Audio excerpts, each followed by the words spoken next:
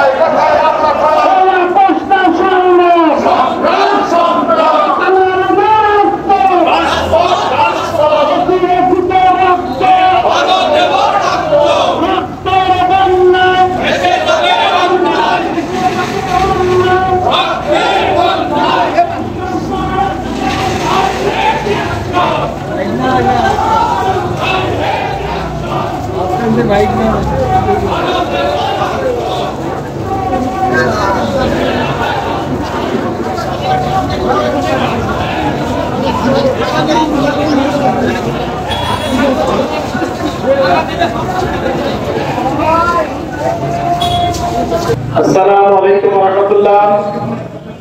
বাংলাদেশ জামায়াতে ইসলামী পীরগঞ্জ উপজেলা শাখা কর্তৃক আয়োজিত আজকের এই প্রতিবাদ সভা 2006 সালে জোট সরকারের সমাপনী দিনে যখন বাংলাদেশ জামায়াতে ইসলামী এবং 4 দলীয় জোট এর সমাপনী দিবস একটা সভা করতেছিলেন, সেই সভায় আওয়ামী হায়নাদের দ্বারা আমাদের 18 জন ভাইকে তারা হত্যা করে।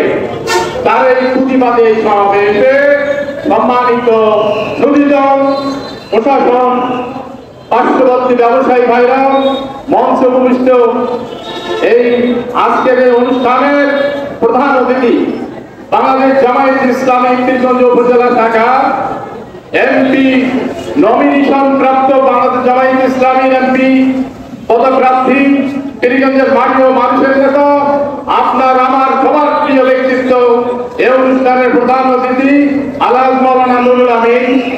এখানে সভাপতিত্ব করছেন বাংলাদেশ জামায়াত ইসলামী পীরগঞ্জ উপজেলা শাখার মোহতারাম উপজেলা আমির এবং আসন্ন উপজেলা পরিষদ নির্বাচনের সম্মানিত চেয়ারম্যান পদপ্রার্থী জনাব মাওলানা মিজানুর রহমান সহ উপজেলা ইউনিয়ন নেতৃবৃন্দ সহ সম্মুখে উপস্থিত সুধীমণ্ডলী, সবাইকে আবার সালাম জানাই। আসসালামু আলাইকুম ওয়া রাহমাতুল্লাহ।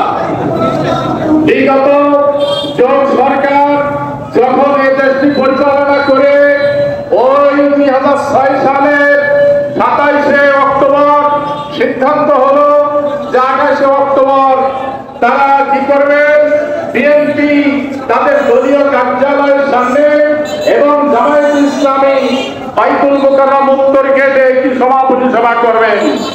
সেই সভায় সকাল 10টা থেকে সেখানে ইসলামী ছাত্র শিবির সহ সেখানে মঞ্চ তৈরির কার্যক্রম চলতেছিল। তার আগে 25শে অক্টোবর 2006 ওই খুনি শেখ হাসিনা যুব দলের মিটিংয়ে বলেছিলেন গোটা দেশ থেকে লগি বইটা নিয়ে যেন ঢাকায় আসে।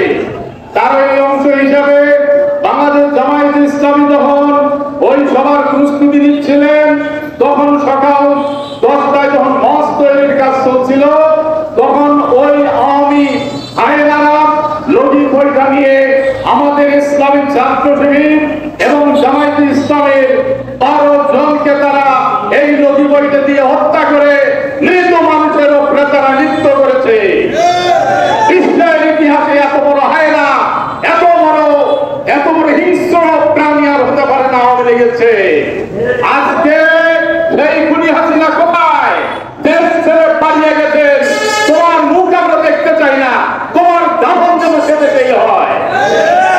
আজকে তারই প্রতিবাদের সভা, সেই দিন বিকাল 3টায় যখন ওই সভা চলছিল তখন পুলিশ প্রত্যাহার করা হয়েছে। আমাদের সাহিত্যের দ্বারা ইসলামী ছাত্র শিবির এবং জামায়াতে ইসলামী কর্মীরা সেখানে মানব প্রাচীর করে তোলে।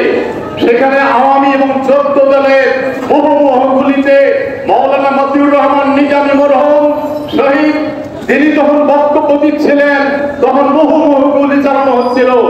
সেখানে মোট 6 জন ভাই সহ 18 জনকে তারা হত্যা করে। সাথে সাথে গোটা দেশে জামায়াত ইসলামীর অফিস পুড়িয়ে দেওয়া হয়। গোটা দেশে গুরুত্বপূর্ণ স্থাপনাকে তারা আগুন লাগিয়ে দেয়। এই অন্যায় জুলুম দেশবাসী দেখেছে, তার ওই প্রতিবাদে আজকের এই সমাবেশ। এই সমাবেশ থেকে আজকে আমাদেরকে সিদ্ধান্ত নিতে হবে যে আমরা এই অন্যায়কে না বলছি, এই অন্যায়কে গোটা দেশের মানুষ প্রতিবাদ করছে, তার ওই অংশ হিসাবে জামায়াত ইসলামীকে গোটা দেশের মানুষ ঐক্যবদ্ধ হয়েছে। ইনশাআল্লাহ আগামী নির্বাচনে, আগামী জাতীয় সংসদ নির্বাচনে দাঁড়িপাল্লা মার্কার ভোট দিয়ে একটা প্রতিবাদ করবে।